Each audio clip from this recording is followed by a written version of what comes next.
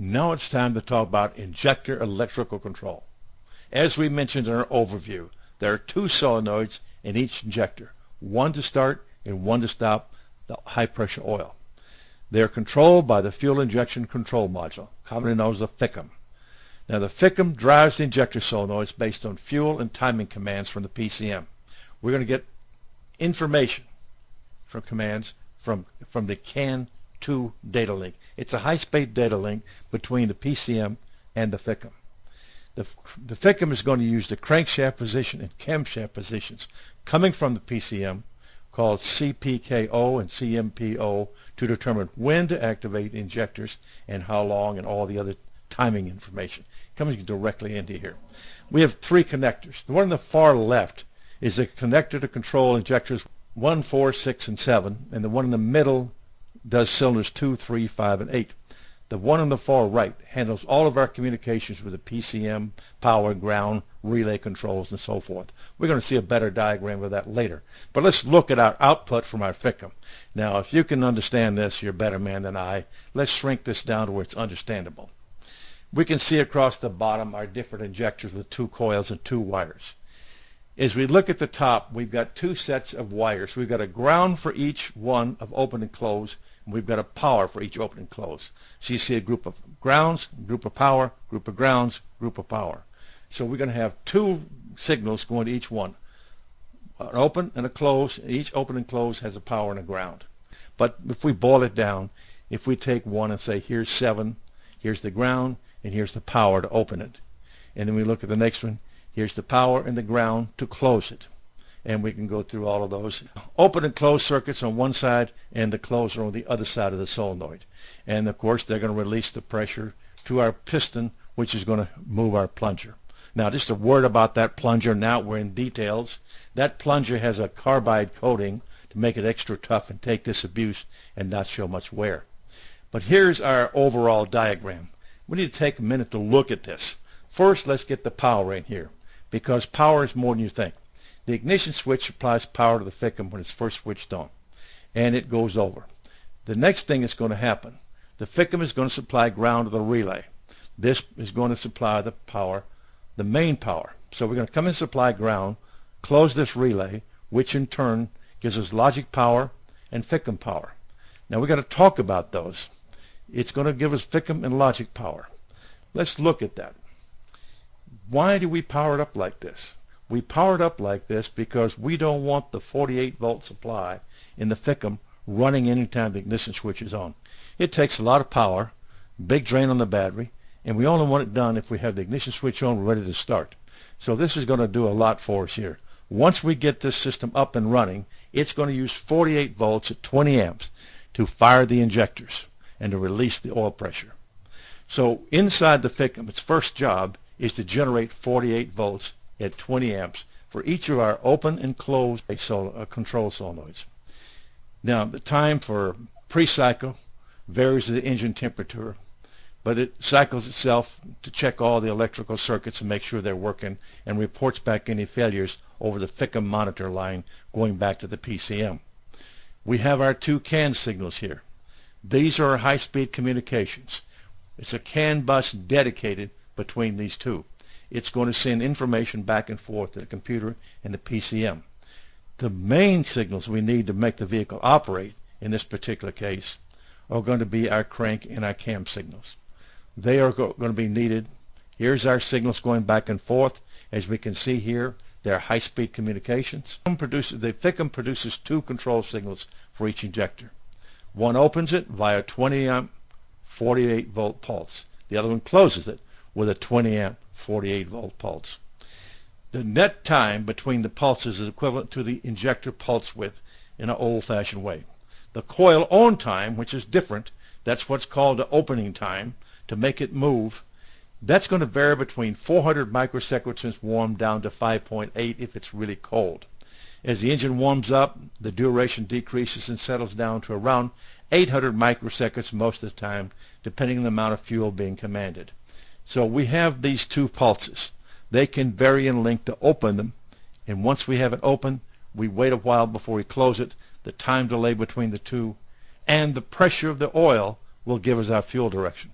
Keep in mind, we're controlling the amount of oil pressure at the top with our pressure control regulator, and we're controlling the time it's open with the Ficm.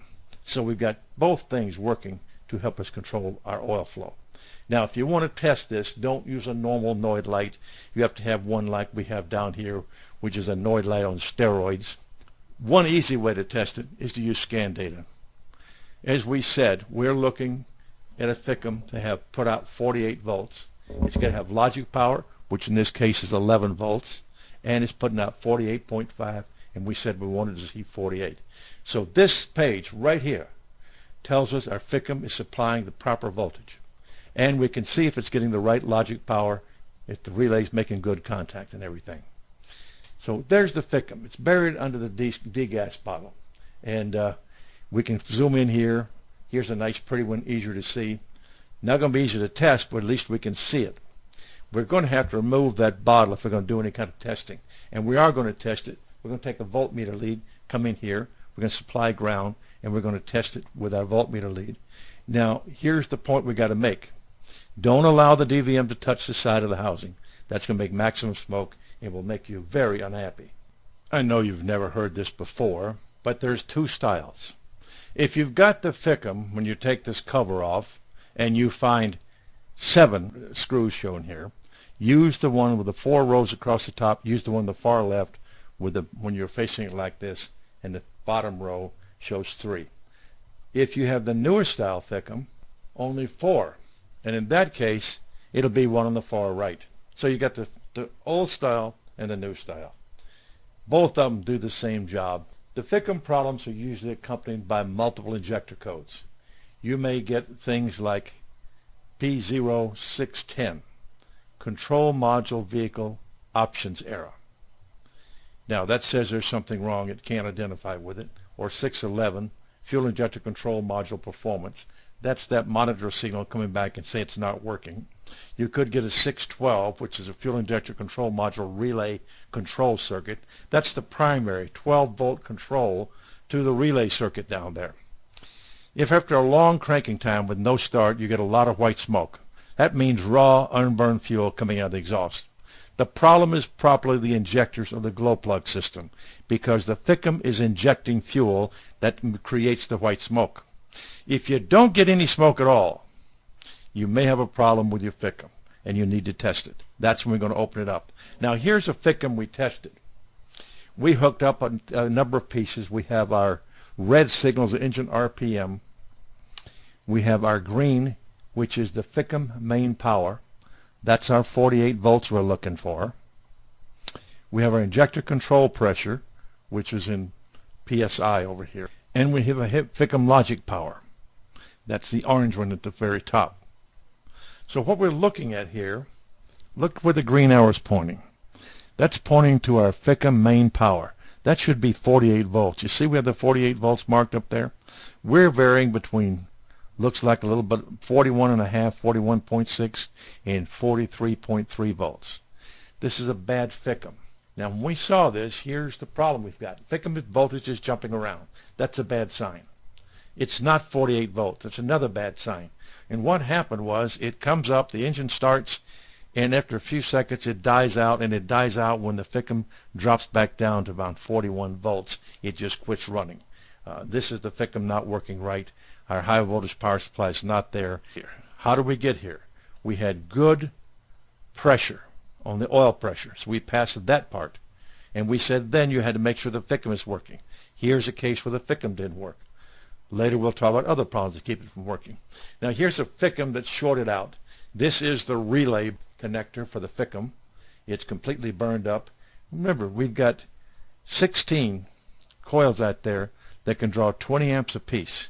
If something happens and we start shorting out this high power, it can really cause some severe damage. You can see some bad power. The other thing the Ficm has to do, it has to synchronize its signal with the PCM and the crank. PCM sync is achieved when the PCM receives a signal from the crankshaft position signal, indicating the sensor is working. And the crankshaft signal is not working correctly.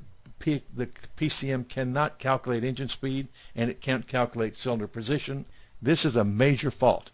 we have to know synchronize crank and cam together. They both have to work.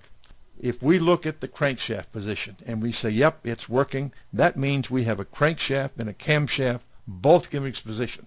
Cam tells us which cylinder to fire. Now typically, we only need a cam signal once in a while to work. It doesn't have to be that reliable. So you can have some systems that have infrequent starting because you've got an intermittent cam. The intermittent cam, if it ever comes up and you get sync, the system will keep sync because it's going to watch the crankshaft after this. But you got to have the cam to start. You got to have the crank to start. Either one of these, we're going to lose it. We will not start, and we'll have a fault, and it'll be a no-start problem. So one of the things we're going to look at in scan data is for Ficm sync. Like I say, once we get it running, we're going to use engine speed, mass fuel desired to determine how much fuel. The computer is going to send a message over CAM. This is the fuel we desire. This is the engine oil temperature. Here's the injector control pressure, fuel timing, pulse width, and the pilot injection usage to help us do it. And if the crank and the cam signals are not properly timed, the Ficm sync will not occur, and we'll have a problem, and we won't use any of that information because we have no sync. If we have no sync, we cannot fire the injectors. We stress this because we have seen people occasionally spend time beating up on things, not paying attention to this simple little sync signal. Here's an example. We're looking at this, and we're looking at all this data, and we get all lost, and we have to say, hey, do we have sync? If we don't have sync, we have a problem. Now, the report is no here. We do not have sync, but we have key on engine off. We shouldn't have sync. Once we crank, it changes to yes when the engine starts running, and we now have data. But we're also looking at the other data on here, looking at the main power, the vehicle power, and the logic power into the Ficm. We got our 48, 49 volts here we're expecting to see. You saw the one with 42, 41 volts. So all of this information is nice and handy. So what we have is a crankshaft. Looking at our crankshaft with our 36 teeth and our wide slot at one particular spot, that's feeding into the PCM. We have the camshaft feeding signal in. Those are going into the PCM, sending those two signals over to the fuel injection control module, and it's going to run that off of the run the injectors off of these two signals and the logic information. We're sending data over the CAN2 signal. When we find a problem in the Ficm, it is going to send message back over the Ficm line saying it's identified a problem. So this is how we're going to control our time. It's high pressure control by very high voltage and high current. Everything is large on D. If we have a problem, it can be a major problem. Now we need to talk more about getting other things to work.